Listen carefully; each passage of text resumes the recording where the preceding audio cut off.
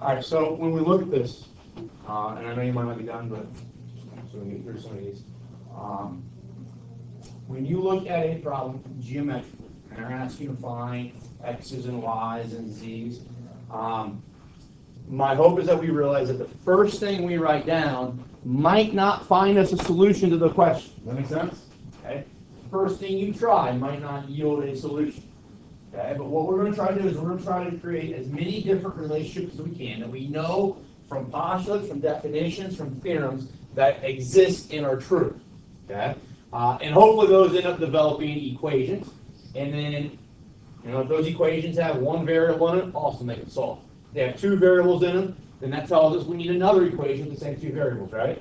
So as we start writing things down, write down true equations, and then think about, okay, can I solve that equation? Okay. So somebody give me an equation that they came up with.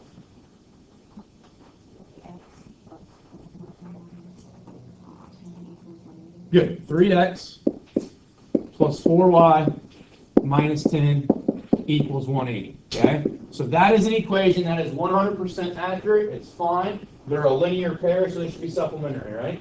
Okay. Anybody else write that equation down at any point? Okay, good. Okay. So some of you didn't raise your hand, and you probably don't necessarily need that equation if we go through this problem. Cameron, where'd you come from? 12x plus 12 is equal to 180. Okay, so what you did then, which one of these angles did you move? Did you move the 3x or the 9x plus 12? I moved the 3x. Okay, so Cameron is saying that that angle right there and that angle right there are corresponding angles, right? Yep. So their values are the same, right? Yep. So he's going to say he's going to transfer this 3x to right there. Okay? Perfectly fine. His neighbor might have recognized that that angle and that angle are corresponding for the same reason, right? So can I take that 9x plus 12 and move it there? Yep. Okay. But both people, even they use a different approach, they transfer different values, are both going to come up with the fact that 9x plus 3x plus 12 is equal to 180. Okay, so 9x plus 12, and then add to that 3x, you get another linear pair, correct? Okay. That one is nicer than this one, because this one had two variables, right? This one has one. But what is nice about this and convenient about this, if I can solve this one for x and get the right answer, can I plug that in right there and figure out what y is? Okay. So, solving down for, we got what, 12x here, plus 12 is equal to 180. 12x then is equal to 168. Okay, 12 goes into 16 how many times? 1. Okay, and 16 minus 12 is 4, right? So you have a 4 left over, bring your 8 down, you got 48. How many times does 12 go to 48? 4. So that ends up being 14. Okay. Plugging that information then back into equation number 1 that we wrote down but knew we couldn't solve right away. But it's nice that we wrote it down because if we didn't, we'd have to go back to our picture and come up with it again. Does that make sense? All right. So once you come across an equation that's true, write it down. I plugged that 14 back in. So I'll get 3 times 14 plus 4y minus 10 is equal to 180. So you get 42 plus 4y minus 10 is equal to 180. So it's like 32, take 4y plus 32 is 180. Subtract 32 from both sides, so you get 4y is equal to 148. How many times is 4 going to 14? 3 times, right? Okay. 4 times 3 is 12, so that would give me a remainder of 2 right here. 2 and 8, so I get 28. How many times does 4 go into 28? 7. So y is 37. So x is 14, y is 37. Okay, now the built-in check, because this will only work with x being 14 and y being 37. If I go back in and I plug in 37 right there and evaluate, okay, and then I plug in 14 right there and I evaluate, okay, those two numbers should sum to 180. if I use any other number for x and y, they will not sum to 180, okay? All right, so when we plug things back in, our initial thoughts about linear pairs, supplementary, congruencies, all that kind of stuff should be replicated with actual values. Okay? And that's kind of the check that we can always use to make sure we're doing things right. And it really only tells me that my algebra is right, not necessarily my geometric relationships were right, but it does tell me when my algebra is right. Is that doable? Okay. So that's kind of a system of equations that's a little bit less difficult because of the fact that one of the equations is able to be solved for in regards to an x or a y, and then you can plug that back in. Sometimes we might develop two equations with both with x and both with y, and that will elicit a different procedure that we have to kind of work with. Okay, let's do. Okay, we'll do that one. Yes. Thank you.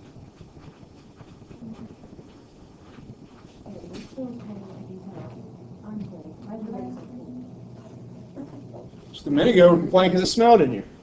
So open the window. Now it's cold. Be happy, can't we? No. No. You want to make me really happy? Like a dropout. Might have to make you happy for 2-3 years, and the rest of your life's gonna suck. Oh. What's the one for? The man of the future? Huh? All right. So what's an approach that you use? Well, give me maybe the first thing you did. What? I looked at 9 degrees. Okay. Divided it by 3. Why? Because you put 3x plus 90 equals 180, so you got minus 90 equals 180. So you get 90 again, and you divide that by 3. So he's saying that this angle here, 2x, plus this angle here of 90, plus that angle of x, should add to 180, right? Mm-hmm. Do we say that those three angles are supplementary? Yep. We do? Yep. Sure? Yep. What's the definition of supplementary? Draw a straight line. Two angles that add to 180. There we got 3, right? Okay. So make sure we pay attention to the definitions, because little key phrases like that are important. So then we say 3. So you're saying you went 3x plus 90 equals 180. Subtracted 90 from both sides. X ends up being 30. Great. Okay. When you find a value and you have measurements that are dependent upon that value, plug them in. So I know this measurement here is dependent on x. Okay. So x now became 30. So that's 60 dependent on it being 30, right? This is now 30. All right. Now what can we do? We got to still find y and z, right? What can we do to find y and z?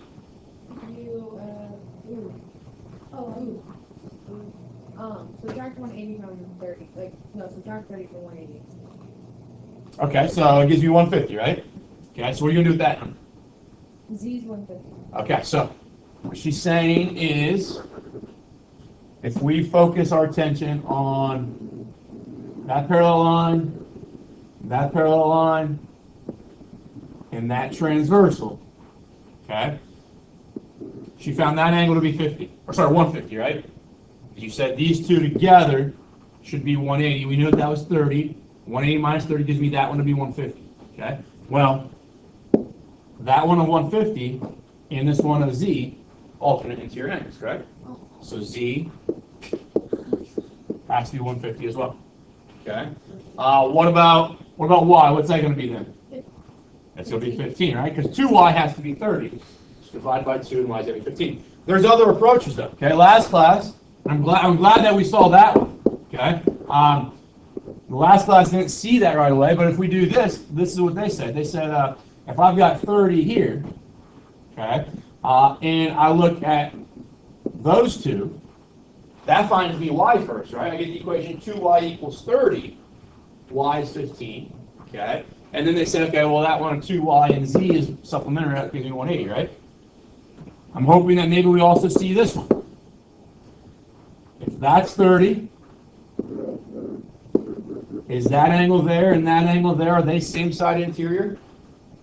So they should be supplementary, correct? So that z should be 150 as well. Okay.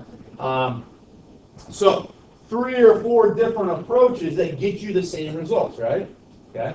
And that's what's going to be important throughout the year. If there's multiple ways of doing something, can I do it one way, get the solution, but at the same time understand a couple other approaches?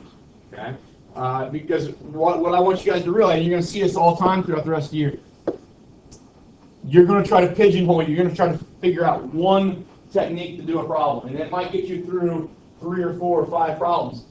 But the 6th and 7th problems, that one technique that you try to force yourself to learn and said, I'm going to do every problem like this, won't work on those 5th and 6th and 7th problems. Yes?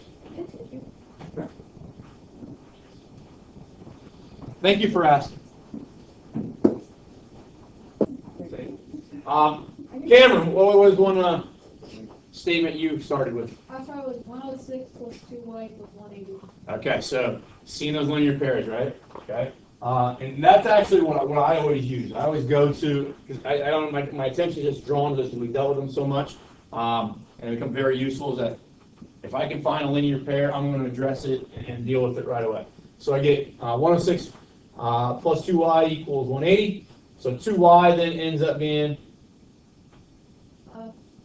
37. careful, Plus 2y, 74. 2y, 74. 74. Okay, so I automatically know right now that that angle 2y is 74, right? Okay, so if they wanted angle measurements, I could stop there and found 74. But if they want values of y, values of the variables, we have to divide and get 37, right? Okay, so y is 37. But the reason I like to maybe have this statement here, and it'll be maybe a useful concept later on as well, is that now if I know 2y is 74, did anybody come up with the equation that x was equal to 2y? Because that angle there and that angle there, what types of angles going on? They're corresponding, so they should be equal, right? And it's really easy to solve for x now if I knew what 2y was. 2y was 74, so x has got to be 74. Okay, so we make that jump there. So now, how do we go about finding 4z plus 6? How do I find a z? What's the relationship there? Cameron? 106 is corresponding to the one above x, and I corresponded it to the one correct. Good. So you're all about using corresponding angles, and that's good. So we got 4z plus 6 equals 106. Subtract 6 from both sides. 4z is equal to 100. Z is 25, right? What if I did this? Would this have been okay? Okay, if this was 74, did anybody jump that there and say they're vertical? And now, what do you say about those two angles, 4z plus 6? 56. And 74 should be supplementary, right? So it gives me 80 on the left-hand side. Remove that from both sides. So I get 4z is equal to 100 again. Z then is actually 25. Okay. So there are multiple approaches, multiple concepts. But understand that if I approach this using that vertical, we went corresponding, then vertical, and then same side interior. That should not violate the idea of what Cameron said, going corresponding and then corresponding again, right? I should still yield the same results. I want to do that one. Okay, assume the lines that look parallel are parallel. So those are parallel, and then those are parallel. Maybe just write a handful of equations. Don't even go worry about solving for x, y, or z. Just write a handful of equations.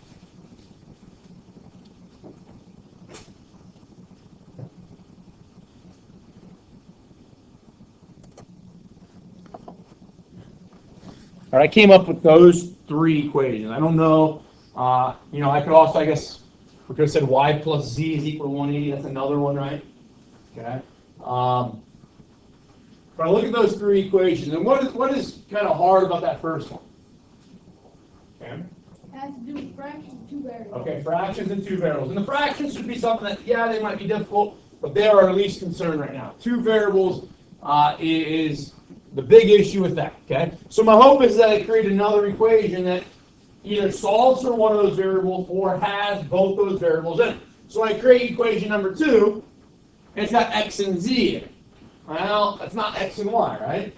So it's got it's 2 equations or 2 variables, but they're different variables than we had in question or equation number 1. So I keep going and trying to build new equations, and I get down to that third one, z equals 2x minus 13, and that one has the exact same 2 variables that the second equation I made had, right? Okay. And there's a couple different approaches that you can use here, but my hope is that maybe we make an easy distinction between these things. And you did this in algebra last year. We've done it with quite a bit of proofs that we've seen so far this year. Is that z right there the same as that z right there? So can I make the argument that if all those things are equal, then 6/5 x plus 10 is equal to 2x minus 13? Okay? And that's actually, when we talked about systems and equations last year, that's actually the substitution method. You got two methods. You have substitution and you have elimination. That's substitution. Okay? Some of you might see it as maybe, and we talked about how substitution occasionally looks like transitive or is transitive. This could be A equal to B, B equal to C, and that provides me A equal to C, or 6/5 x plus 10 equals 2x minus 13. So you can approach it that way as well. Now, here's where people kind of go astray, because they see that 6/5. And what I want to caution you on, I don't want to use our calculators. I do not want your calculator to do the fraction work for you, because at some point this year, when we start working with, and those are all those are rational numbers, and they can be written as terminating decimals eventually, okay, or repeating.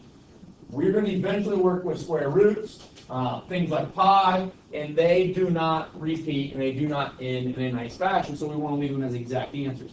And what happens is that we rely so much on our calculators that we fail to learn the algebra, the procedures in the algebra that will be very detrimental to us at that point in the course if we don't know how to leave values as exact answers. So what I want to do, I want to approach this and say, we're going to solve this and leave x as an improper fraction. Okay? So don't change the decimals. Inside Math Excel throughout the rest of the year, if it says write your answer as a decimal, the first thing, just to get practice, the first thing I want you to do is go through and find it as an exact answer. That means it's probably going to be an improper fraction. Okay? Then take that improper fraction and divide it out to get your value that you got to plug into Math Excel. First thing I want to do here is kind of draw a comparison to why we do what we do here. Okay?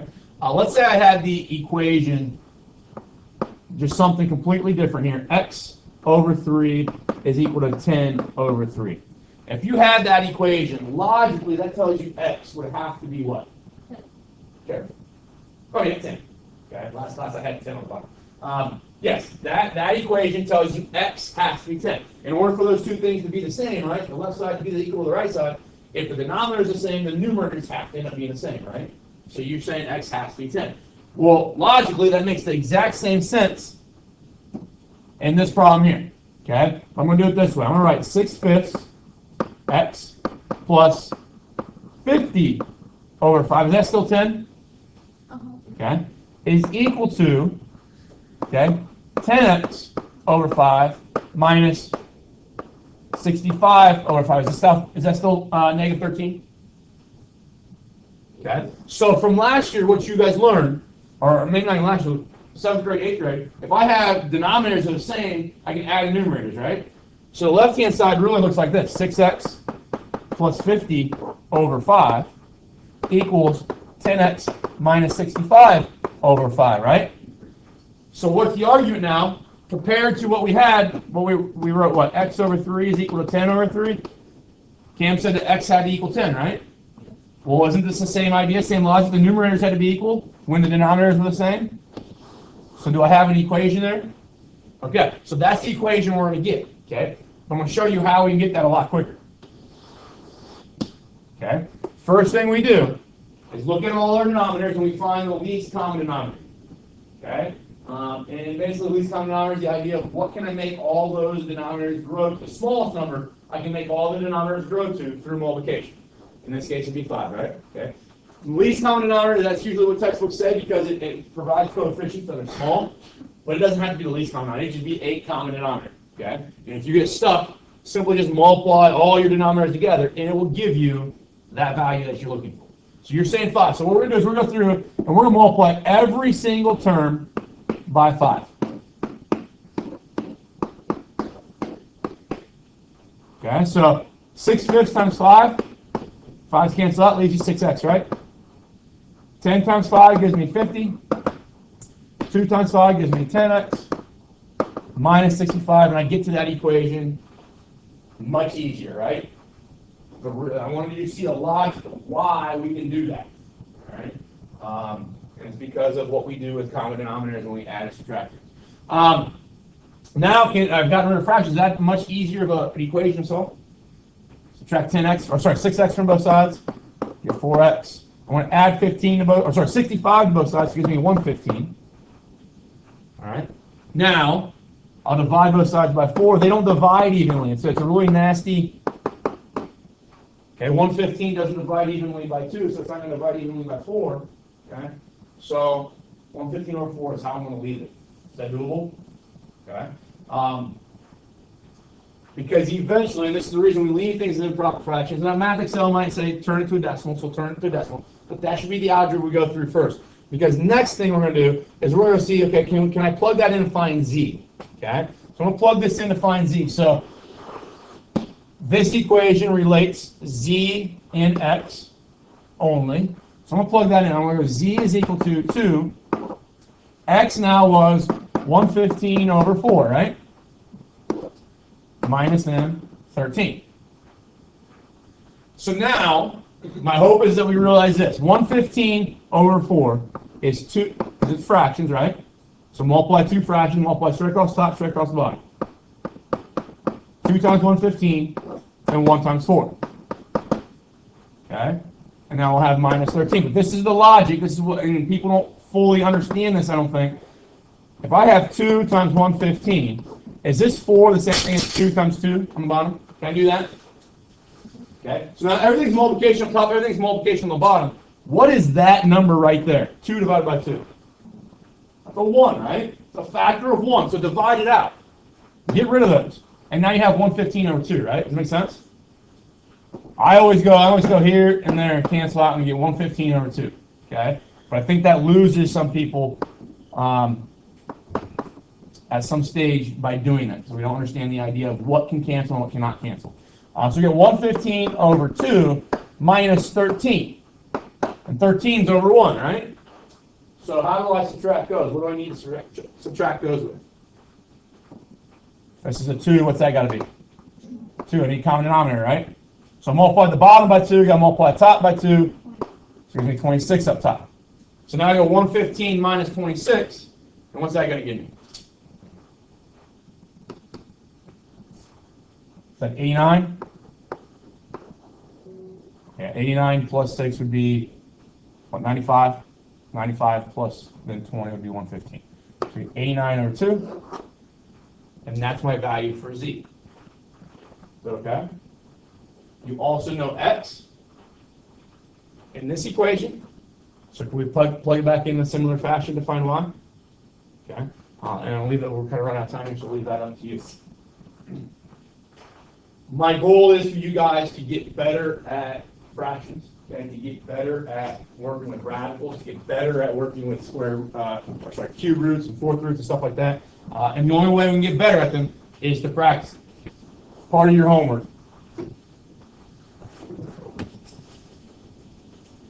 And I've written it over there, but I'm going to write it here so we get it.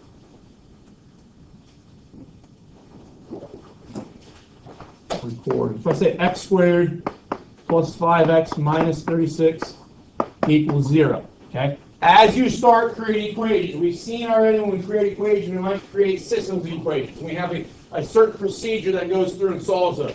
Here we create what we call a quadratic equation. You saw this from Algebra 1. If we were to graph them, what's the shape that they graph? What's that called? Parabola. Okay, they graph parabola. Okay, but we want to solve this to see when they're equal to 0. Does anybody remember when you see something squared, what the number one term should come to your mind? It tells you exactly what you need to do. Starts with an F. Factor. Okay, so factoring, and factoring is the inverse of FOILing. Okay, so FOILing is taking two binomials and multiplying together, right? So factoring is undoing that. Okay, so this has already been multiplied together. Let's find out what the two things that multiply together to give us this. Okay, and the way we approach this right now is, and there's some other techniques, but we're going to think about numbers that multiply together to give me that number, and add together to give me that number. And we're going to use the negative and the positive portions of those numbers as well.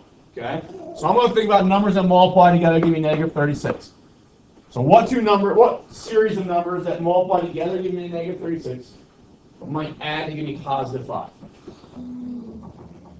If you struggle with this, just start writing stuff down. 1 and 36 are factors, 2 and 18, 3 and 12, 4 and 9, okay? And then after that, don't they start, or 6 and 6, don't they start after that, just repeating themselves, 9 and 4, and then 12 and 3, okay, so 18 and 2. So those are my factors.